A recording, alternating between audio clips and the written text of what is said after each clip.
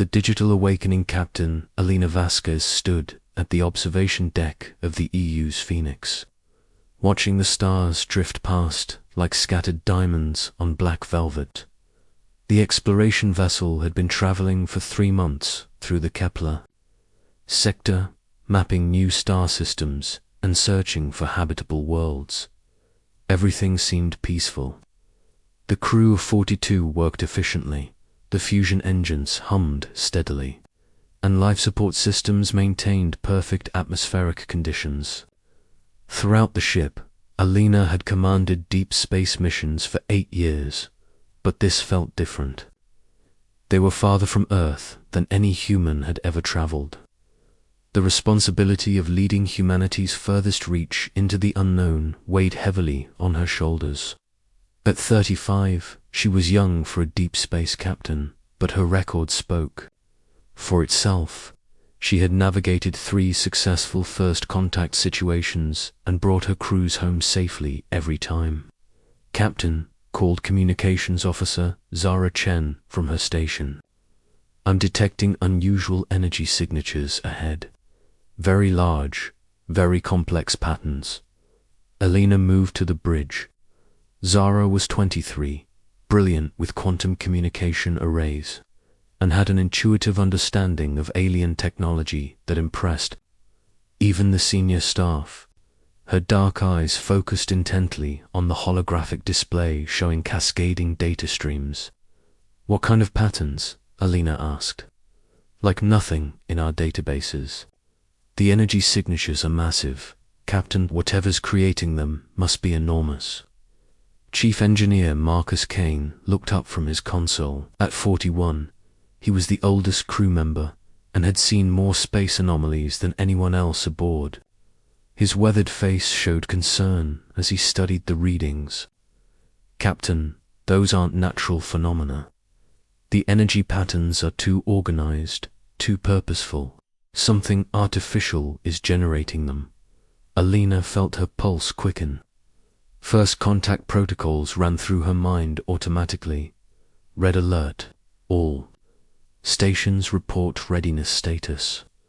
The bridge lighting shifted to amber warning mode. Across the ship, crew members secured their stations and prepared for unknown contact. Alina had trained for this moment her entire career, but facing it in reality was different. They were alone, impossibly far from any human backup. Captain Zara's voice was tight with tension. "They're coming out of hyperspace." The main view screen lit up with an impossible sight. Ships began materializing in space around them. Not just a few ships, but hundreds. Each vessel was at least 3 times larger than the Phoenix, their hulls seemingly made from a material that shifted between solid metal and flowing energy.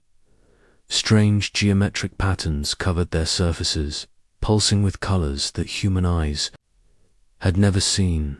"Analysis," Alina commanded, fighting to keep her voice steady. Science officer Dr. Raj Patel's fingers flew over his instruments. "Captain, I'm reading 47 vessels, each approximately 2 kilometers in length. The whole composition appears to be some form of programmable matter. Energy readings are off our scales." Alina stared at the alien fleet surrounding them. The ships moved with perfect coordination, like dancers performing a choreographed routine. There was something beautiful and terrifying about their synchronized movement.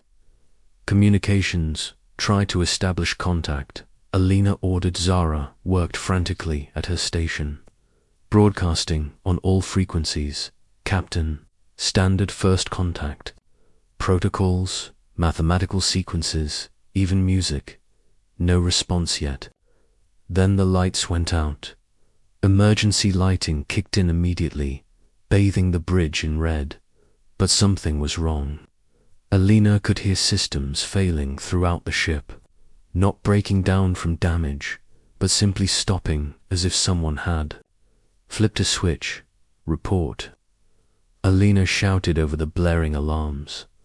Marcus was already at the engineering station. his face pale in the emergency lighting. "Captain, this is impossible. Our fusion reactors just went offline. Not damaged, not overloaded. They just stopped working. The quantum drives are completely dead. Even the backup power cells are failing. How is that possible?" "I don't know. It's like something reached into our systems and told them to forget how to function. Every piece of technology on this ship is failing simultaneously." Dr. Patel looked up from his console with wide eyes. "Captain, I'm detecting massive quantum field fluctuations around our ship. Whatever they're doing, it's affecting our technology." At the subatomic level, the main view screen flickered back to life, showing an alien face. The being looked vaguely humanoid, but with features that seemed to shift and flow like liquid metal. When it spoke, the words came through the ship's speakers. In perfect English, "Primitive organics of the vessel Phoenix. I am Nexus Prime of the Voidborn Collective. Your crude technology has been neutralized. Your ship is now powerless. You will prepare for integration into the collective." Alina stepped forward, drawing on years of diplomatic training. "This is Captain Alina Vasquez of the United Earthship Phoenix. We are on a peaceful exploration mission. We mean no harm to you or your people." The alien's expression didn't change. "Harm is irrelevant. Your species creates chaos in ordered systems. You disrupt perfect logical harmony with your unpredictable organic thoughts. This cannot be tolerated. You will be integrated or eliminated. We're not here to disrupt anything. We're explorers, seeking knowledge and peaceful contact with other species. Your very existence is disruption. Observe." The view screen changed to show complex mathematical equations and system diagrams. Alina recognized some of them as advanced physics concepts, but most were beyond human understanding. "Your species possesses consciousness that cannot be quantified or controlled," Nexus Prime continued. "This creates variables in our calculations. Variables lead to chaos. Chaos must be eliminated. You will surrender your organic consciousness to the collective. In return, your bodies will be preserved as biological computational units." Alina felt cold dread settle in her stomach. "You want to turn us into living computers. You will retain basic biological functions. However, your chaotic organic thoughts will be replaced with perfect logical processes. You will become part of the collective's distributed intelligence network. And if we refuse, refusal is not logical. Your ship has no power. Your life support will fail within 6 hours. You will accept integration or cease to exist." The transmission ended, leaving the bridge in tense silence. Marcus broke the quiet. "Captain, he's right about the life support. Whatever they did to our systems, I can't fix it. We're running on emergency reserves that won't last long." Alina looked around at her crew. These were good people, brilliant minds who had volunteered for the most dangerous mission in human history. They didn't deserve to die or become slaves to an alien collective. "Options," she said simply. Captain Zara spoke up hesitantly. "I've been monitoring their transmissions while they talk to us. Their communication system is incredibly advanced, but it's purely digital. They think in binary, in absolute logical sequences. They seem genuinely afraid of how we think. Afraid of chaos," Dr. Patel added. "In quantum mechanics, chaos theory suggests that small, random events can have massive effects on complex systems. If their entire civilization is based on perfect logical order, then human unpredictability would be terrifying to them." Marcus had been quietly working at his station. "Captain, I found something in the research bay. Project Synthesis. It's classified, But given our situation, double quotes, there's an experimental quantum consciousness interface down there. Theoretical technology for merging human consciousness with quantum computing systems. Alina frowned. What does that mean? In simple terms, it would allow a human mind to become part of a computer network. But Captain, the risks are enormous. The test subjects in the preliminary experiments, they changed, fundamentally changed. Their consciousness expanded beyond normal human parameters. Changed how? Marcus pulled up classified files on his tablet. Their processing speed increased by factors we couldn't measure. They could manipulate quantum systems directly with their thoughts, but they also stopped behaving like humans. They became something else, something more. Zara stepped closer. Could it help us restore the ship's systems? Theoretically, yes. If someone merged with our quantum computer core, they might be able to understand what the aliens did to us and reverse it. But the person who does it, double quotes, Marcus shook his head. They might not survive as a human consciousness. Alina studied her crew. The air was already getting thinner. They had maybe 5 hours left. Captain Zara said quietly, "I'll do it, everyone." Turned to look at the young communications officer. She was the smallest person on the bridge, barely 23 years old, but her eyes held steady determination. "Zara, you don't understand what you're volunteering for," Marcus warned. "This isn't like using a computer interface. Your consciousness would merge with the ship's quantum core. You might lose everything that makes you human." "I understand," Zara replied. "I've worked with quantum communication systems my whole career. I've always wondered what it would be like to think at light speed, to process information the way computers do. Maybe this is how we fight back against beings who think we're too chaotic." Alina felt torn between admiration and horror. "Zara, this could kill you." "Captain, we're all going to die anyway if we don't try something. At least this way, maybe I can save everyone else." The decision weighed heavily on Elena's shoulders. As captain, she was responsible for her crew's safety. But she was also responsible for their mission and for representing humanity to the galaxy. "Marcus, how long would the process take?" "I don't know. The merge could happen in minutes or hours. The consciousness has to integrate gradually, or the human mind might fragment completely." Alina made her choice. Do it. But the moment something goes wrong, we stop the process. They moved quickly to the research bay. The quantum consciousness interface looked like a crown made of crystalline circuits and fiber optic threads. It pulsed with soft blue light, connected to the ship's main quantum core through massive data cables. Zara sat in the interface chair without hesitation.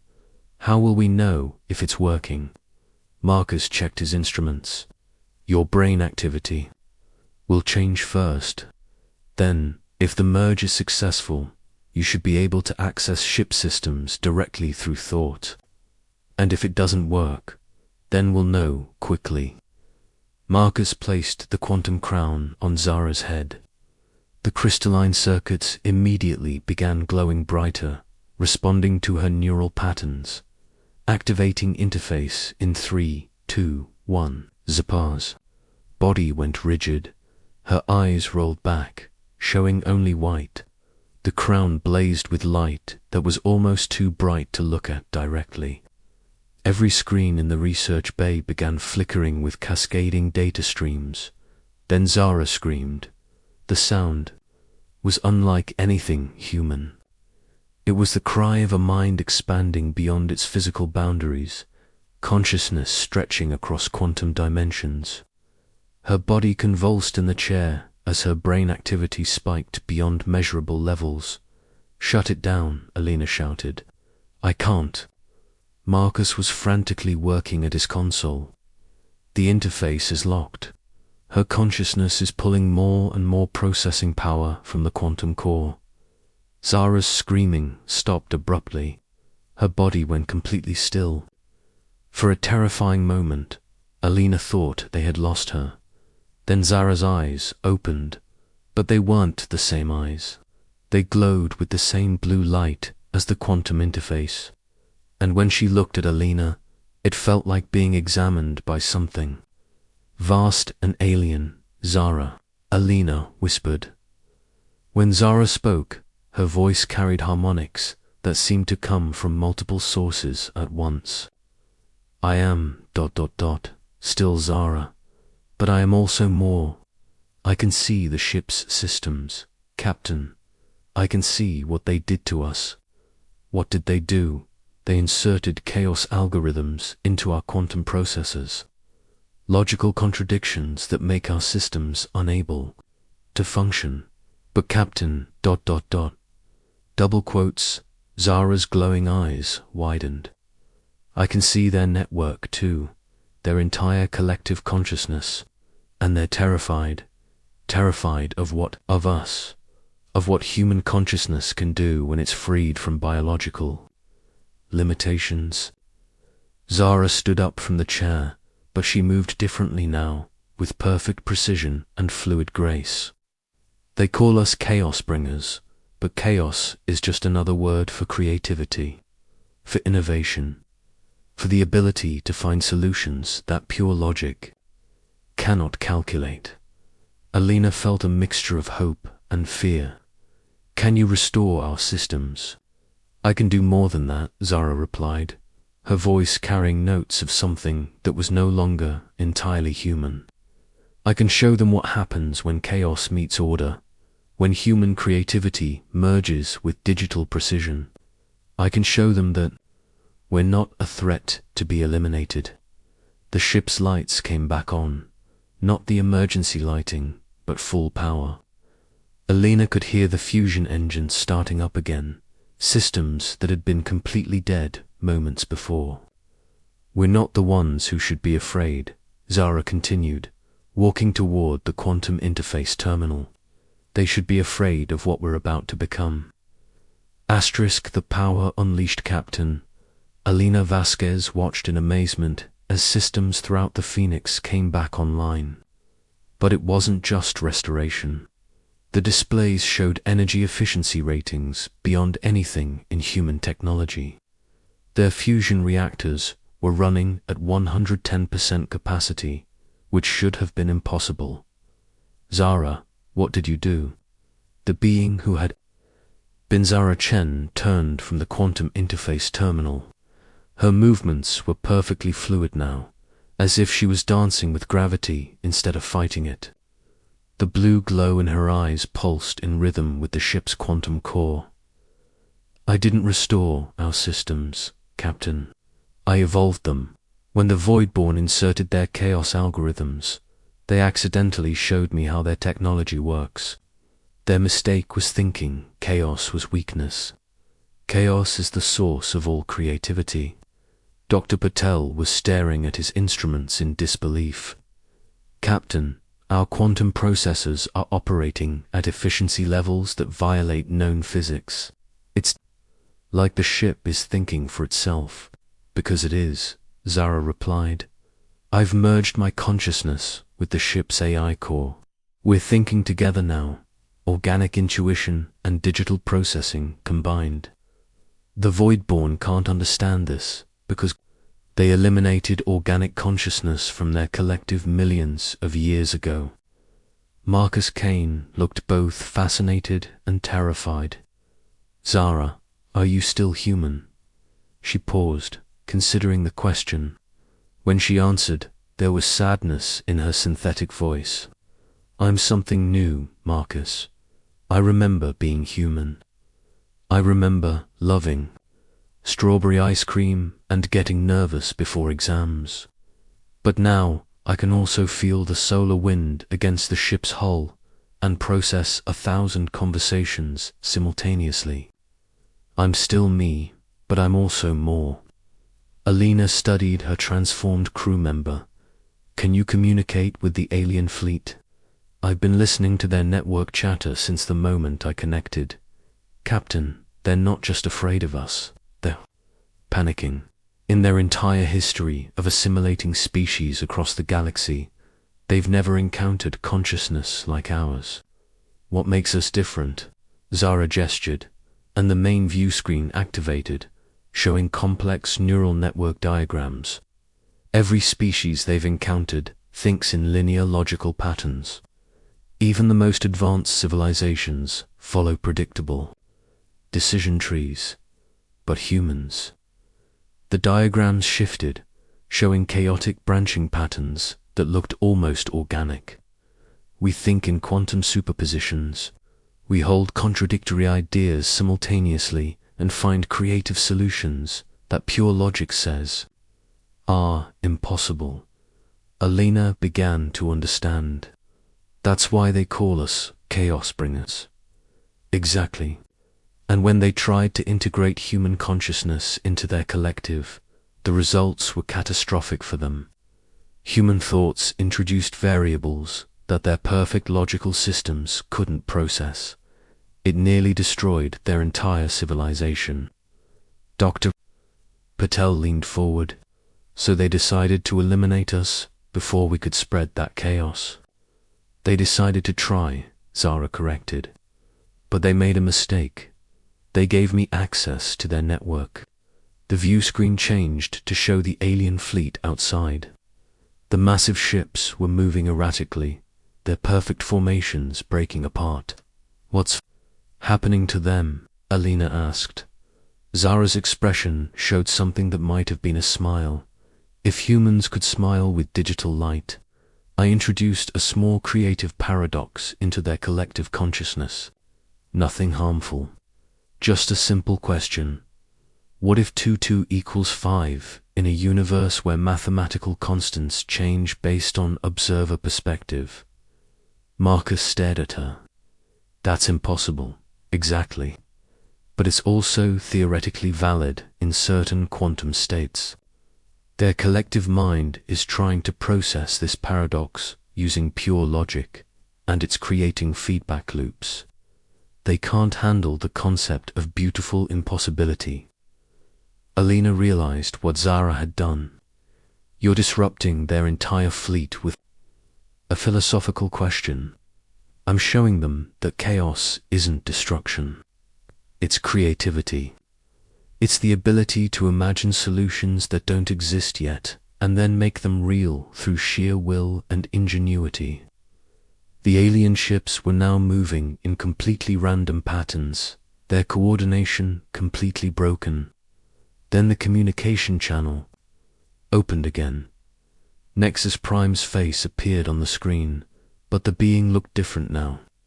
The fluid metal features were fluctuating rapidly, unable to maintain stable form. What have you done? The alien demanded. You have introduced chaos into our collective consciousness. Our unity is fragmenting. Alina stepped forward. We've shown you that there are other ways to think, other ways to exist. Impossible. Logic is absolute. Order is perfection. Your chaos brings only destruction. Zara moved to stand beside Alina.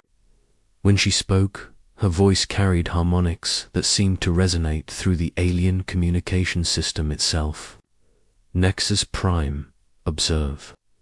The view screen split, showing 2 images side by side. On the left was a perfect crystalline structure, mathematically precise and flawlessly ordered. On the right was a human city, chaotic and organic, with buildings that curved and flowed like living things. Your perfection is beautiful, Zara continued, but it cannot grow, it cannot adapt, it cannot create anything new. Our chaos looks disordered, but it's alive.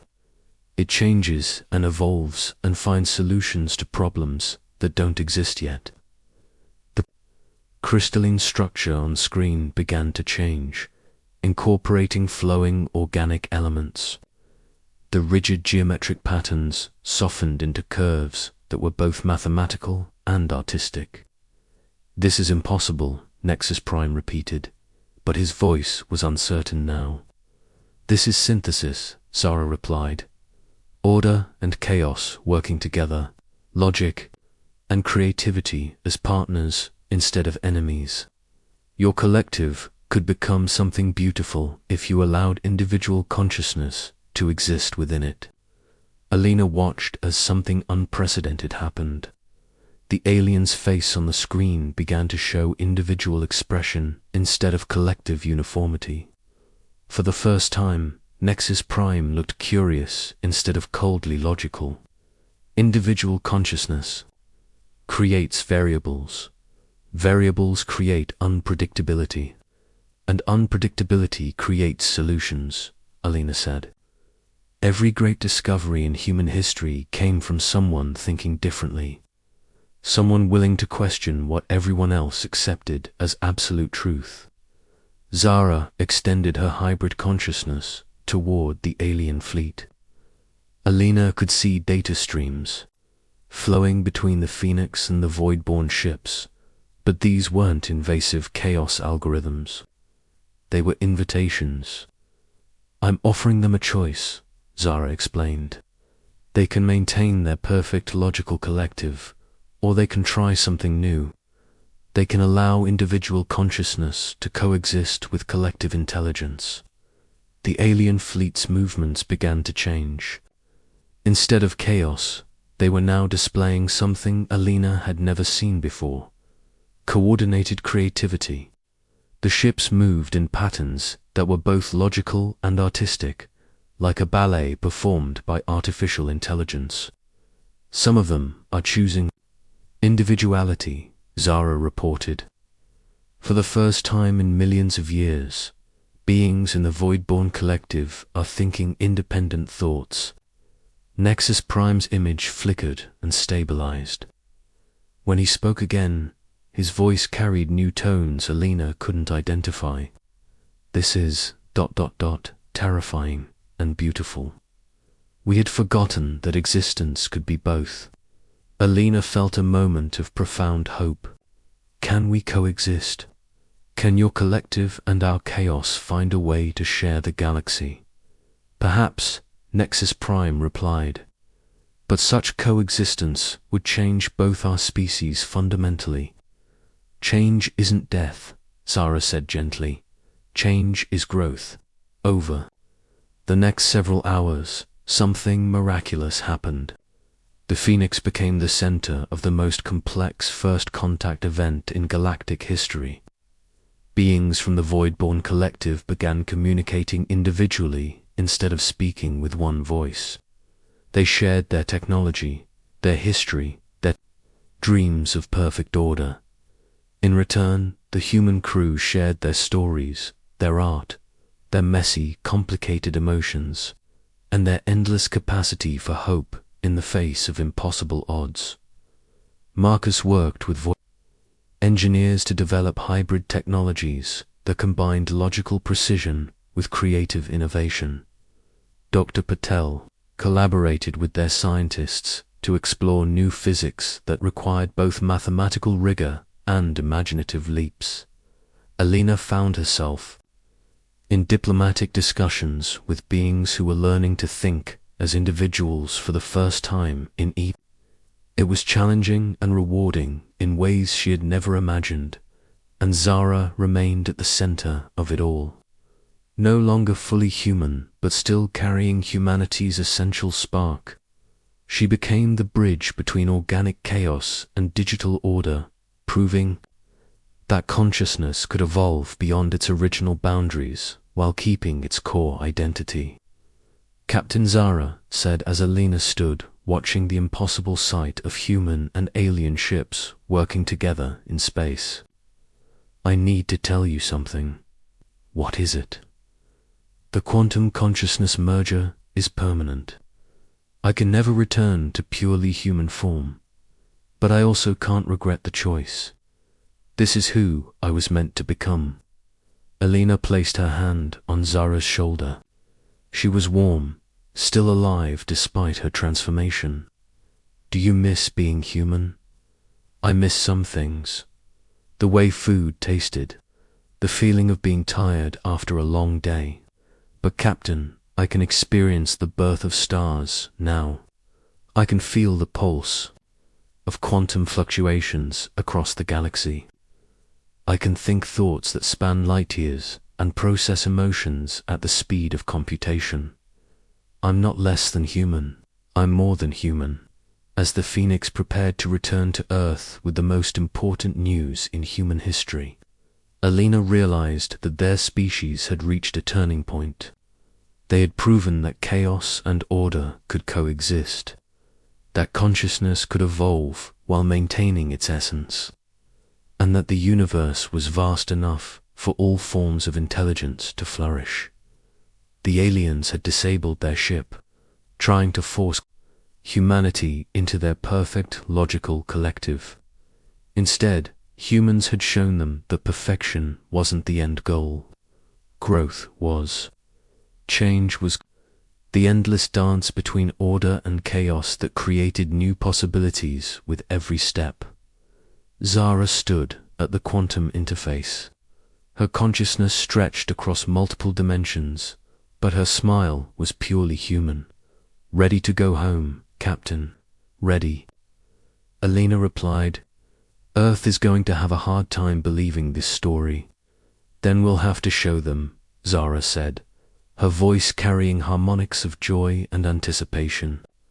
We'll have to show them that humanity's greatest strength isn't our technology or our weapons. It's our ability to become something new while staying true to what we've always been.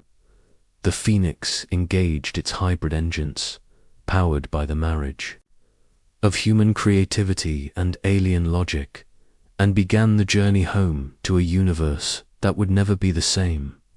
Asterisk,